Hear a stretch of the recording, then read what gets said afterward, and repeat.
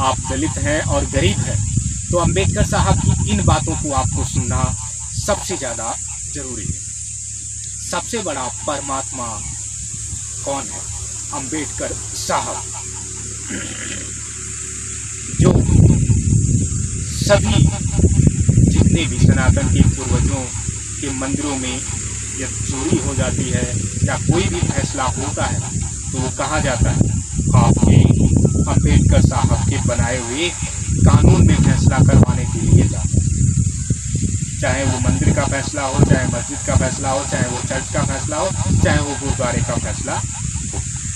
किसी मंदिर से चोरी हो जाती है तो वो कहाँ जाता है? चौकी पे जाता है एप्लीकेशन देने के लिए और उसका फैसला करके देता है अदालत। तो सबसे बड़ा परमात्मा कौन है? आपका अंबेडकर साहब। इस बात को याद रखना। आप दूसरे को परमात्मा नहीं मानना। आपका भगवान जो है सबसे बड़ा। और उसने एक बात अपने समाज के लिए कही।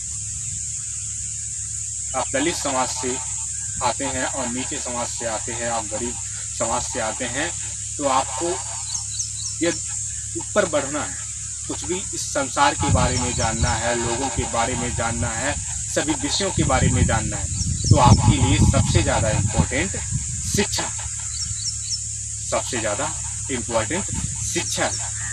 आप समाज में जाएंगे, आप जितने भी आदमी सक्षम पाएंगे, तो सभी आदमी सक्षम होते हैं किस चीज़ से? शिक्षा से ही सक्षम होते हैं। जो शिक्षा और ज्ञान से भरपूर है वो इंसान सक्षम है। तो आपको भी शिक्षा से भरपूर होना। जिस प्रकार से अंबेडकर साहब ने एक अपनी लिखावट में लिखा था, शिक्षा वो शेरनी का दूध है जो जितना पीता है उतना ही दहाड़ता है, उतना ही दहाड़ता है। आज समाज में कहीं भी जाकर के देखो, आप जिसे अमीर इंसान समझते हो, आप जिसे अमीर इंसान समझते हो, भारत में कोई बहुत कम अमीरों की जनसंख्या।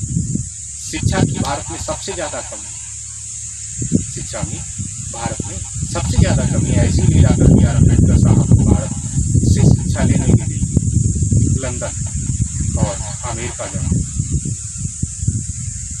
भारत देश की शिक्षा आज भी कमज़ोर है। भारत देश की शिक्षा आज भी कमज़ोर है। गांव की जनरेटी में जाकर के देखो तो लोग आज भी अशिक्षित काफ़ी ज़्यादा पाए जाते हैं। लेकिन अंबेडकर साहब की तरह बनना है और अपने समाज और अपने बच्चों को अंबेडकर साहब की तरह शिक्षित यदि बनाना है, तो आपको कोशिश और आपको मुकाम और आपको संघर्ष तो करना ही पड़ेगा। आपको भी एक जानकार इंसान बनना है, सभी विषयों के बारे में जानना है, सभी चीज़ों के बारे में जानना है, तो आपको शिक्षा को अपनाना जरूर पड़ेगा। और अंबेडकर साहब के बताए हुए मार्गों पे और उनके ही विचारों पे चलना आपको पड़ेगा। उनके ही विचारों पे आपको चलना पड़ेगा। अंबेडकर साहब का ये समाज आज अंबेडकर साहब का समाज और अंबेडकर साहब को अपना पूर्वज मानने वाला, जागरूक होने वाला ये समाज आज का जोरों शोरों से अपने पूर्वज को अपनाता हुआ जा रहा है, अपनाता हुआ जा रहा है। लोगों को ये शिक्षा का पाठ पढ़ाता है, लोगों को इस शिक्षा का पाठ पढ़ाता है अंबेडकर साहब, जिन्होंने जातियों के विषय में न जाने कितने भेदभाव सहे, न जाने कितने भेदभाव सहे, तब भी अब भी स्कूलों से जातियों का नाम नहीं हटाया गया। स्कूलों से जातियों का नाम नहीं हटाया गया। Doctor B R. अम्बेडकर साहब का सपना आज भी अधूरा लगता है, आज भी अधूरा लगता है। जातियों का भेदभाव भारत देश के अंदर आज भी काफ़ी ज़्यादा जोरों शोरों से देखने को मिलता है।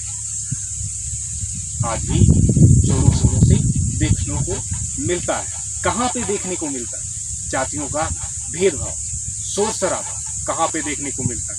जहाँ पे शिक्षा की कमी होती है, वहाँ पे जातियों का भेदभाव सबसे ज़्यादा देखने को मिलता है। कोई ये नीची जात से बिलोंग करता है तो अपने आप को वो नीची जात का समझता है। जिसके पास अशिक्षा की कमी है वो अपने आप को नीचे समझता है। जो शिक्षा से भरपूर है उसे जात और धर्म से कोई मतलब नहीं है।